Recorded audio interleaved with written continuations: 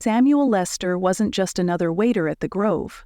He had a knack for making customers feel valued, no matter their background. With his easy smile and calm demeanor, he was a favorite among regulars. To Samuel, every person deserved respect, whether they wore a business suit or a pair of faded jeans. That Tuesday afternoon, the restaurant was unusually quiet. The gentle hum of soft jazz filled the air as the staff moved about, setting tables and polishing glasses. The chime of the doorbell broke the stillness, and Samuel looked up to see a teenage boy walk in, flanked by two sharp-aimed men in suits. It was clear this was no ordinary guest. Even though Samuel recognized Barron Trump, he welcomed him as he would any other patron. "Welcome to the Grove. Table for one?" Barron nodded and chose a booth near the window. Samuel led him there and handed him a menu. "Take your time," he said with a smile. Barron scanned the menu quickly and placed his order, a simple cheeseburger and a soda. Samuel made no comment about the straightforward choice and simply nodded. "Coming right up." As Samuel headed to the kitchen, his manager, Mr. Walter, intercepted him. "Do you know who that is?" Walter asked sharply. Samuel glanced back at the booth. "No, sir. Should I?" "That's Barron Trump," Walter hissed. "His father is—" "I know who his father is," Samuel replied calmly. "Then you understand this is delicate," Walter snapped. "Stick to the basics, no small talk, no unnecessary interactions. And for heaven's sake, don't make us look bad." Samuel nodded, hiding his irritation, and focused on preparing the boy's order. When he brought out the food, he noticed Barron's quiet, "Thank you." Samuel returned to his other tables but kept an eye on the booth. As Barron prepared to leave, something caught Samuel's eye. Barron's wallet lay forgotten on the seat. Without hesitation, Samuel called out, "Excuse me, you forgot this." Barron turned, a flicker of surprise in his expression as Samuel handed him the wallet. "Thank you," he said. Samuel smiled and nodded, but as he returned to his duties, he felt Walter's glare boring into him. Later that evening, when the rush had died down, Walter called Samuel into his office. "You're fired," Walter declared, his tone devoid of sympathy. Samuel frowned in confusion. "What? Why?" "You broke protocol," Walter said coldly. "You could have jeopardized our reputation." Stunned, Samuel walked out that night with the weight of injustice heavy on his shoulders. Samuel's apartment was quiet.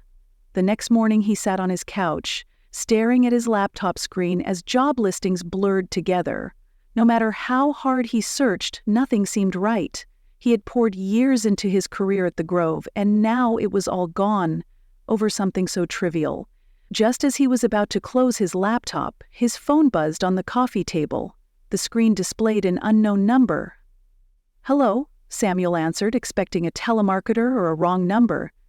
"Is this Samuel Lester?" a deep voice asked. "Yes, this is him. May I ask who's calling?" "This is Donald Trump." For a moment, Samuel thought it was a prank. He hesitated. "Mr. Trump, yes," Trump replied.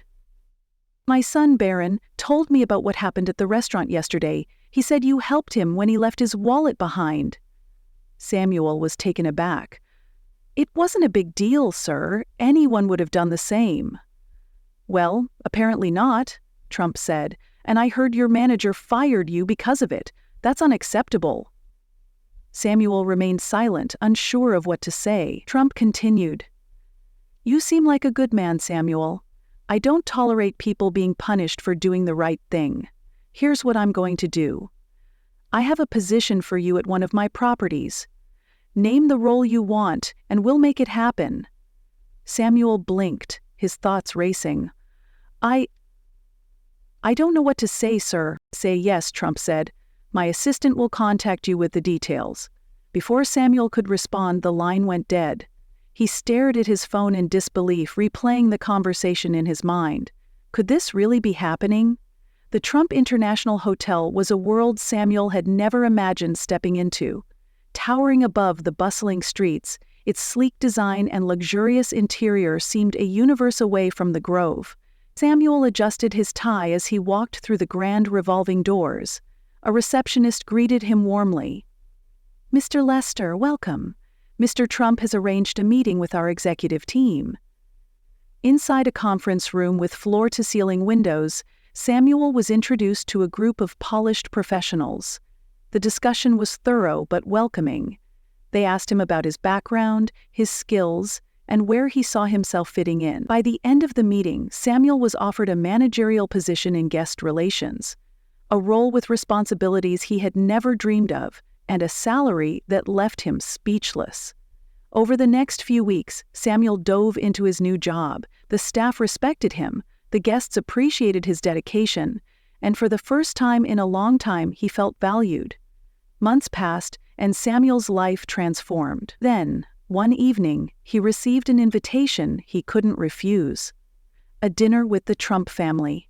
Seated in a private dining room, Samuel felt a mixture of nervousness and gratitude. Barron greeted him warmly, no longer the reserved boy he had first met. "Thank you," Barron said. "You didn't have to help me that day, but you did. My dad says people like you are rare." Donald Trump raised his glass. "To Samuel Lester, a man who reminds us all that kindness is never wasted." The applause around the table was loud, but Samuel's smile was quiet and sincere. In that moment, he knew his simple act of kindness had changed his life forever. And that brings us to the end of the story. Thank you for watching until the end. I hope you enjoyed the story. If you did, don't hesitate to like the video and share it with your friends, subscribe to our channel, and turn on the notification bell for more fascinating stories. Have a great day.